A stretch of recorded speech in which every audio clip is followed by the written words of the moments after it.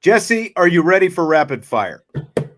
We got a great interview in. We got a great whiteboard in. I think the only thing is to finish the show with a great rapid fire.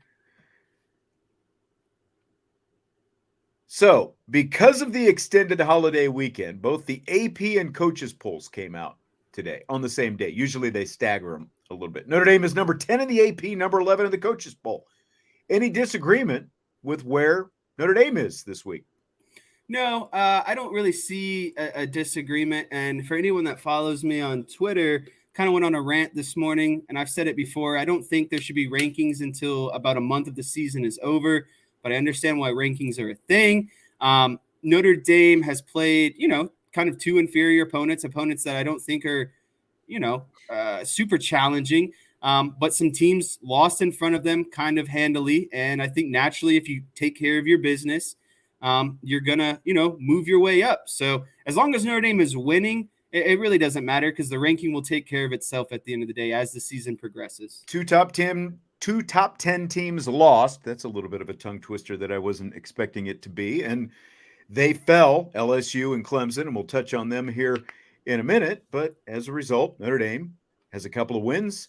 They move up, and they'll continue to move up as long as they keep taking care of business. And on the back to the subject of whether or not it was a test, BR Irish boy, he says that they haven't been quote unquote tested. However, what I really take away from these two games is lack of confusion, no turnovers due to getting plays or personnel on the field. Nope. That's what's promising to me. Yeah, completely agree. And the only turnover they've committed so far was the hit on Devin Ford. I mean, when you're knocked almost unconscious and you have a concussion and the ball is jarred from you, and they should have reviewed it for targeting, and they didn't. To me, you can kind of forgive that, but the offense has not turned the ball over.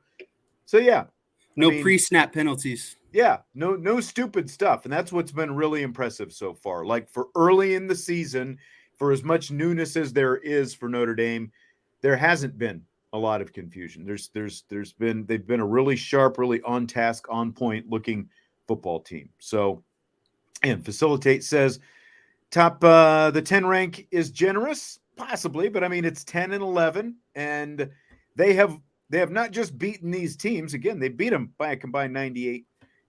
So we're going to find out a lot more about this team really over the course of the next 3 weeks. So I think we've already seen where one team's top 10 ranking, or two teams really top 10 rankings weren't what they maybe should be, huh? Yeah, and I think going back to what BR Irish boy says, a thing that has tested them, or to me, is when Devin Ford got hit and they turned the ball over.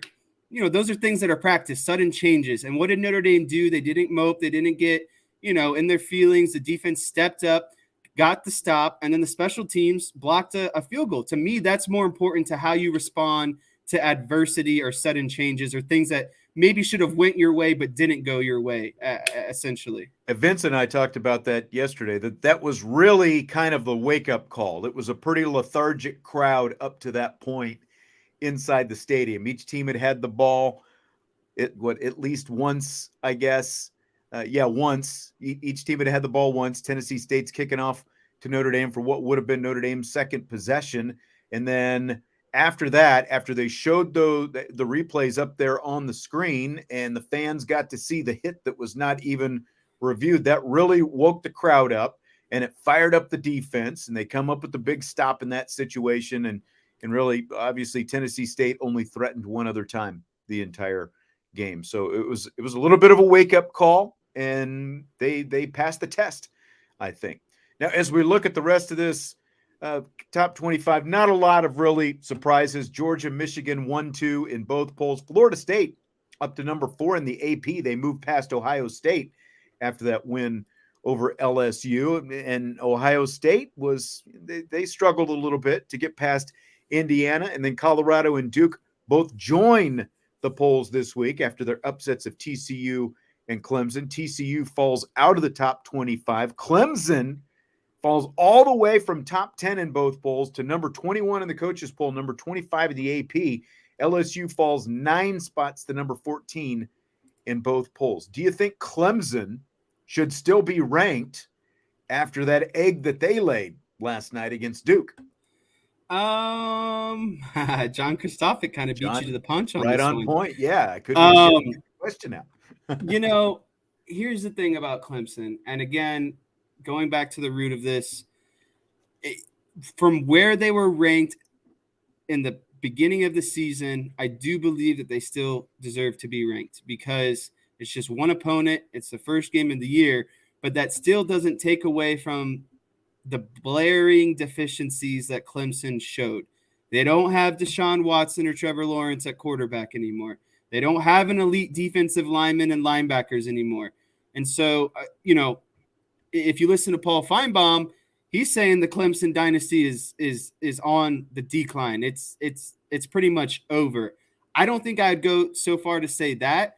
I mean, their next two opponents are vastly easy. I think Clemson's based on Clemson's schedule. At best, they're going to be at 9-3. At worst, maybe 8-4, somewhere in there. That's going to get you a top 25 ranking at the end of the year. So I think it's too early to jump ship and say that Clemson doesn't deserve to have a ranking. Now, if they continue this trend and their offense looks horrible and they keep turning the ball over, etc., then yeah, I do believe that they don't deserve to be ranked. But I mean, Clemson fumbled the ball on Duke's 1 yard line and 7 yard line last night. Those you get a minimum of 6 points out of that, maximum 14 points out of that. It's a much different game. I think they clean up a lot of things. But yeah, it's just too early for me to say that Clemson's not a top 25 team. I do think they deserve to probably be ranked. I mean, they are largely ranked based on what they did last year. It's like three out of their last four they have lost now at this point. When you look at Clemson and LSU going back to last year, they've lost more games than they've won. How much carryover actually applies, I don't know. But like Clemson does still have a lot of 4 and 5 star talent. So I think against the ACC schedule, they're going to be okay. But they've got Florida State coming up here in a couple of weeks. And of course, they've got Notre Dame later on in the season. They've got some things to figure out here in the next couple of weeks before Florida State, and they'll have a lot to figure out before Notre Dame comes around. I just, what's watching them, like we talk about what Notre Dame has done so well, and there hasn't been a lot of mishaps and chaos and stuff like that. Clemson basically beat itself last night in that game. They actually moved the ball fairly well against Duke, and Duke is supposed to be the defensive-oriented team, but Clemson beat themselves last night. So, if you look, Notre Dame is obviously going to play both Duke and Clemson this season. After seeing them both last night, which game do you feel most differently about right now? I would say, and we're talking about, LSU, Florida State, and Clemson and Duke here. The game I would feel more differently about is the LSU and Florida State game. No. That's not what we're talking about. We're between Duke and Clemson. Which game do you feel most differently about? I feel most as a Notre Dame opponent. I feel most differently about Duke because at the beginning of the season, I was afraid that Clemson would actually be, Notre Dame's biggest challenge, considering it was on the road. And what we've seen of Clemson in the past, I don't see Clemson as big of a threat. And at the beginning of the season, when we went through the schedule, both of us marked down Duke as a potential kind of trap game. And I think that is only intensified or heightened after what we saw Duke do, or after what we saw Duke do to Clemson yesterday evening. So I would say I feel more scared of Duke and less scared of Clemson at this point. I know that's easy to say just based off of one game, but I already thought Duke was going to be some sort of trap game. And I think that it's, again, only more of a trap game now after seeing what they did to Clemson. Yeah, and I know a lot of people are talking about Riley Leonard, and he was okay last night. He still didn't complete a very high percentage of his passes in that game. He had the nice run for the touchdown, but again, so much of what Clemson did was self-inflicted. I still think Duke is going to be a challenge, but again, look at how everything unraveled in the second half. Clemson was moving the ball against that defense. Clemson basically, like they botched a handoff that turned into a fumble. That wasn't necessarily Duke forcing the fumble. It was just a bad exchange, it looked like, with Clemson down there in the red zone. And like even the interception, it was right off the Clemson receiver's hands and it pops up into the air. It's like tip drill out there for Duke. So, like complete kudos to Mike Elko, because that is still a major milestone win for Duke to be able to knock off Clemson like that. I feel a little differently about Clemson because Clemson, I think, is in the situation that they are in because of the stubbornness of Dabo Swinney with the fact that he doesn't want to embrace the transfer portal. He's still got a pretty high percentage of 4- and 5-star recruits on that team, but it's looking like everybody pretty much missed on Klubnik. Like what he doesn't look like quarterback of the future for Clemson. But if Dabo Swinney even halfway embraces the transfer portal and he adds a couple of key pieces, I think that's a lot different looking Clemson team. And he goes out and he gets himself an offensive coordinator. He gets Lincoln Riley's brother Garrett to be his offensive coordinator, but they're still doing all the same stuff that they were doing. They're, that it's kind of like, it sounds like the situation with, when Jared Parker was the offensive coordinator at West Virginia. He's just calling plays in somebody else's offense. It's not like he got to implement any of his own stuff. So I feel differently, I think, more differently about Clemson. I still think Duke is going to be a good challenge, especially since Notre Dame has to go out there to Duke, but I'm not like my level of concern as of right now. Now that game is still a couple of months away, but as of right now, level of concern for me with Duke is less than what it was a couple of weeks ago. Fill in the blank. It means blank that Sam Hartman is 1-2 in his career against North Carolina State, including an 0-2 record at NC State. It means nothing that Sam Hartman is 1-2 against NC State and 0-2 at NC State, just simply because it's not just Sam Hartman. It's the roster around him. And the deficiencies for, a lack of offensive line, running game, whatever it might be, isn't for Sam Hartman to shoulder. And so, being in a different team with a better, skill set of players around him, an offensive line, and the threat of a really good running game, I think that Sam Hartman is going to have no issues playing against North Carolina State this year. It's just not an apples to apples comparison. For me, but unfortunately, football being the sport it is, the quarterback gets a lot of the blame and the losses. So I think he's going to very easily and successfully reverse that trend and get his first win at North Carolina State this season. Yeah, I mean, when you look at Hartman's numbers, he's played NC State 3 times. Again, twice at NC State, lost both. He's completed 55% of his passes, 6 touchdowns, 6 career interceptions against the Wolfpack. And the 2 losses at NC State, sacked a total of 10 times. And as we all know, Wake Forest did not have near the offensive line that Sam Hartman has here at Notre Dame. He didn't have near the running game to lean on. He didn't have really overall the kind of receivers that he's got here at Notre Dame, the weapons around him. And he's playing in a different system as well. Like, you can look and say, well, Tony Gibson's been there since 2019, and it's been his defense that Hartman has faced. But again, it's been a completely different system and a completely different group of guys around him. And like Marcus Freeman was asked about it yesterday, like, well, do you talk to Sam Hartman about his experience against NC State just in terms of the lack of production that he's had? And Freeman was like, hasn't come up at all because it, as you started with, Jess, it doesn't matter now because there's so many different variables around Hartman, and it begins and ends with the fact that he's got a completely different team around him and he's working in a different offensive system than what he had at Wake Forest. So I agree. I don't think it means anything going in other than the fact that he's seen this defense a few times, and just as we've seen, the experience that Sam Hartman has had in his previous 5 years has meant a lot to what he's been able to do in year 6 so far. Yeah, and essentially too, it's like Sam Hartman could be frustrated with the fact that, maybe he sees how to beat the defense, but his players are, play calling aren't necessarily getting to where they're supposed to beat those. And so that's not really something in Sam Hartman's control. And I think facilitate inform brings up a kind of, a good rebuttal is, the lack of success could be a thing, and those things could get in your head. I think that's the only thing that potentially could be, a factor for Sam Hartman. But I think Sam Hartman is such a competitor, and such, so much preparation goes into his game and his skill set that I don't think it's necessarily in his head. And I think it's more so the reverse. I think he might have, maybe not a vendetta, but, a personal grudge match of, knowing what he's done against North Carolina State and wanting to kind of reverse that trend a little bit. Tyler, thank you for the super chat. Didn't slip this in. He says, would you rather be an LSU or Clemson fan today?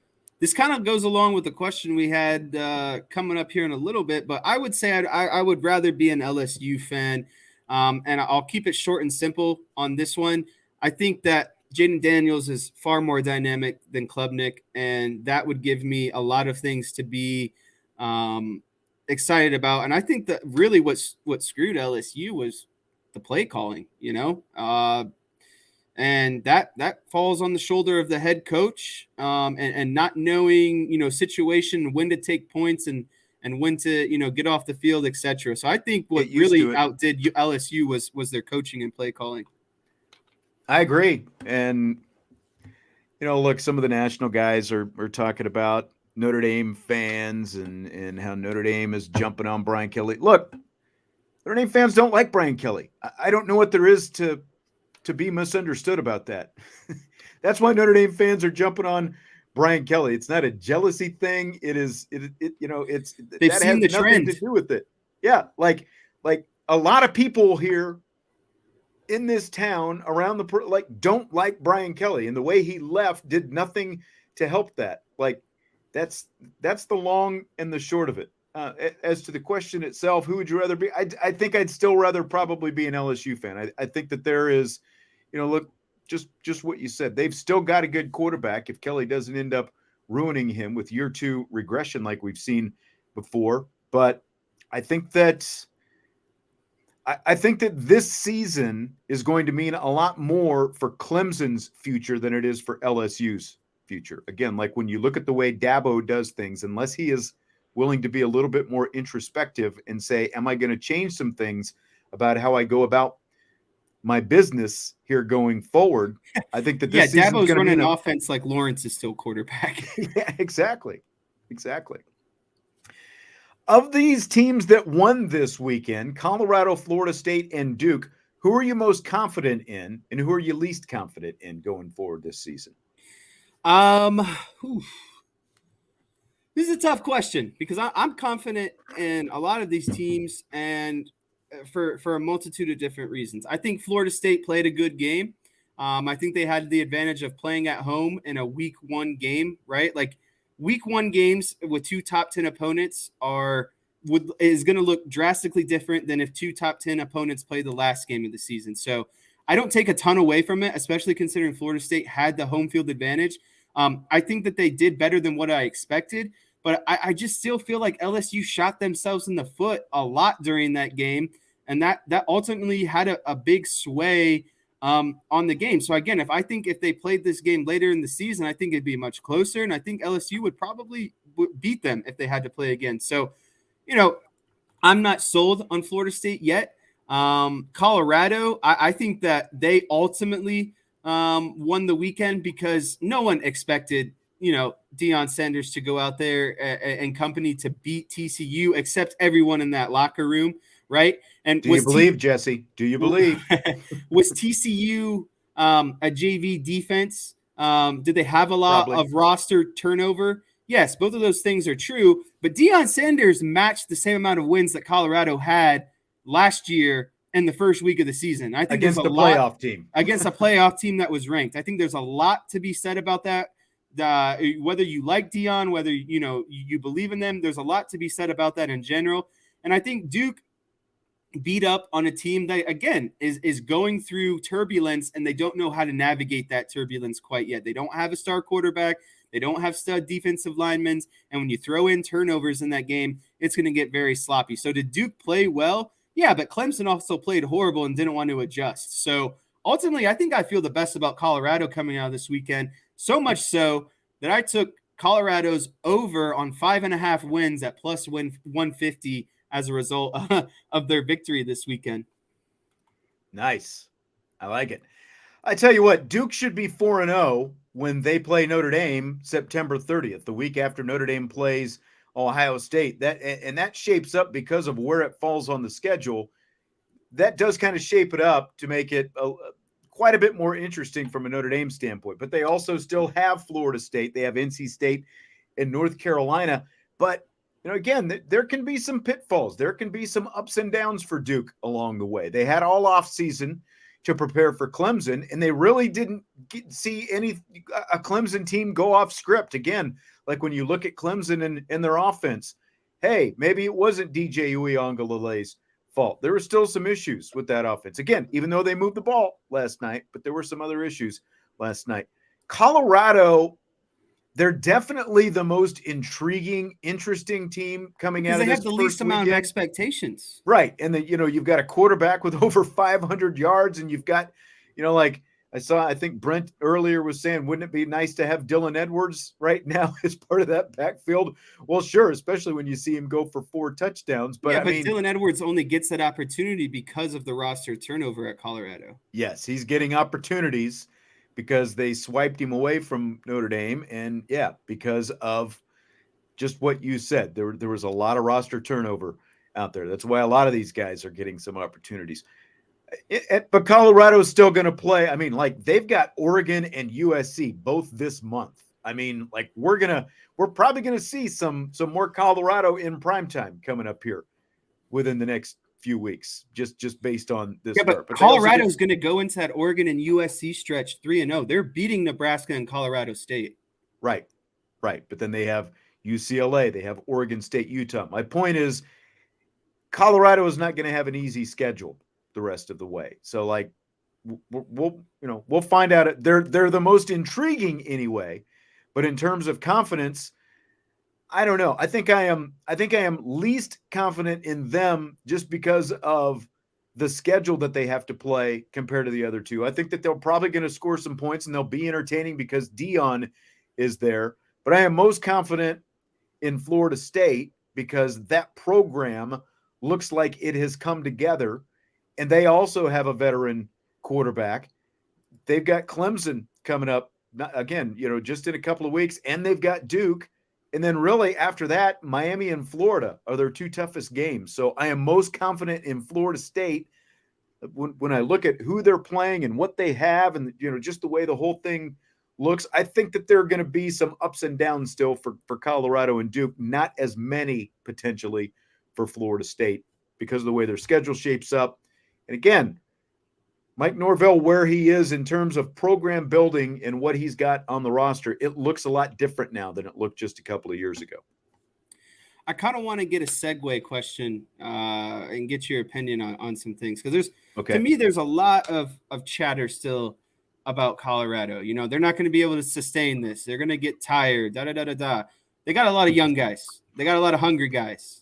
And I think ultimately what it comes down to is Deion has them mentally prepared by what he's saying to them or instilling in them. So I guess my question would be, are you on board or are you against with how Deion Sanders is handling everyone's perspective of Colorado football and what came from the TCU or from them beating, TCU? Do you like the way that he speaks in the post-game press conference? Do you like the way that he speaks on the field to reporters at halftime? I guess, what is your overall thoughts on that? John says the Colorado defense can't stop anybody. Yeah, but we've seen Oklahoma do that for years. It's going to be my point. Colorado is going to fit in just nicely when they join the Big 12 next year. That's my point. So Vince and I, we talked a little about Deion last night, and since you brought it up, the way he talked in the post game, we might as well just go ahead and play it again right now. Oh, what's up, boss? You believe that? You hold on. Oh no. Do you believe in that? Huh? Oh no. I read through that bull junk you wrote down. I read through that. I sifted through all that. Yeah. Oh, no. Come on. Do you believe? You don't believe. You just answered it. You don't believe. Next question. I think it's a little bit much. He is entertaining. He is entertaining. I'll give him that. And for the media around Colorado, obviously, he has rabbit ears. And for the media who cover the Colorado Buffaloes, you obviously have to be a believer to get a question answered at a press conference. It looks like when you're working, with Deion Sanders. So, again, like, it's entertaining.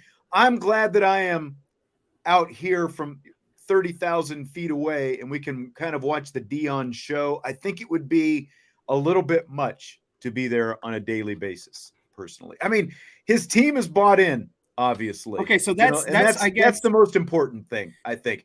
I just don't need all, I think what he was talking to Ed Werder there, and I think the thing that set Deion off about Ed Werder is Ed Werder said something to the effect on Twitter over the summer or at some point after Deion was hired, that he's a celebrity coach. I have never thought that, because look at what he was willing to go to Jackson State at obviously a small FCS HBCU school. He was willing to go to Jackson State because he wasn't getting other opportunities. He was willing, somewhat similar to Jim Harbaugh when he started off at San Diego. He went off the beaten path, was willing to prove himself that he could be a head coach, build a program, put it together. Deion is working within the parameters of the system. Anybody else could have done exactly what Deion did last year as a head coach and turned the roster over the way he did. He caught a lot of backlash for it, and I think because of the fact all anybody wanted to fixate on was the numbers. You had all this turnover on your roster, 51 transfers coming in, I think it was, and all these freshmen, 20-plus freshmen coming in.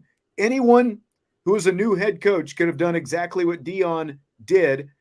He chose to do it his way, and at least for one game anyway, he's proved that it's successful. Now, can he do it over the long term? That's TBD. But at least for now, he's doing it. But it's a little bit much for my liking, with all the noise. Like, can you just answer because, like, what came after that response? Like, they completely shut Ed Werder down, and I don't think they ever let Ed Werder ask a question, because Ed apparently wasn't a believer enough for Deion to get, to be able to get a question at the press conference. Yeah, so I agree with a lot of stuff you said, and I think what makes a lot of people uncomfortable is Deion is doing it the Deion way, like he always has, and that looks different. Deion does things kind of authentically, one of one. You don't see a lot of people do the same things that Deion does. So I think first and foremost, that is a big factor. And then I think secondly, like you were saying, I think it is a bit too much. And especially for the people on the inside, it's got to be definitely too much, because the people on the outside, like us, being able to talk about it, and we're borderline, is it too much? Is it not too much? I think, yeah, on the inside, it's too much. But here's what I'll say, and this will kind of be my closing statement, is if he's got his players buying in and developing a mentality that if no one is going to believe in us and we believe in us and we go out and execute and play how we know, we can play, and it results in victories, I think it's okay, because again, he's getting his players to play at their best, and he's getting their players to buy into what they're selling. And, when the game is over, if that's too much, sure, you can turn it off. You don't have to listen to the press conference or whatever. But I look more so on the field and what he's been able to do in the first game for, again, a team that won one game last year. They've already matched their victories this season, and it's all because he built a philosophy for these players to buy into, and they play hard for him. And so at the end of the day, that's all I really have to say is it's too much probably for, the media and everyone on the outside. But when it comes down to X's and O's and playing and getting his players to play the best that they can, I think he's tremendous at that. He obviously has, but again, like it's one thing to get the players to believe in what they're doing, and look, they scored a lot of points out there, right? Like they did a lot of things really well. Again, like for as much roster turnover as they had, they didn't look like a team that just was sort of thrown Right. together in one offseason. That's not what they look like. But there's a difference between getting your team to believe and requiring that the people who are covering your team believe. Right. And that's where I to me, draw that the was line just at. a lot of nonsense. Right. 100%. So what about Travis Hunter, their two-way guy, who, of course, was the number one guy in the nation a few years ago? He had committed to Florida State. Deion got him to go to Jackson State. Now he has followed him to Colorado as well. He played both ways for Colorado, 100 snaps as a receiver and a defensive back. Michael commented here a little bit ago that they'll run out of gas by mid-October. The kid who played 100-plus snaps won't get to October playing that much. So what do you think he did? What do you think of that?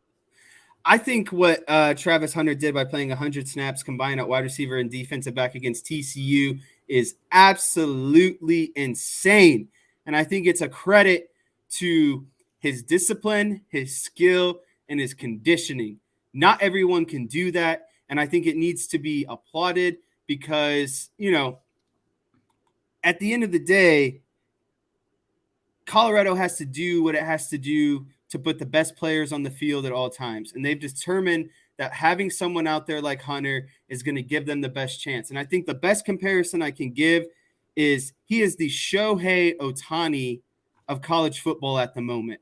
And you can't knock a guy for wanting to have so much drive and competitiveness to go out there and play both ways. And it would be one thing if, it looked like he was taking a break or taking a blow or, his wide receiver game lacked or his defensive back game lacked. The man played like 50 snaps and then jumped to goal line route, all right? He's not tired. He's got the juice to be out there playing both ways. And to me, it's just tremendous. I love it, and I hope he can continue to do it the entire season.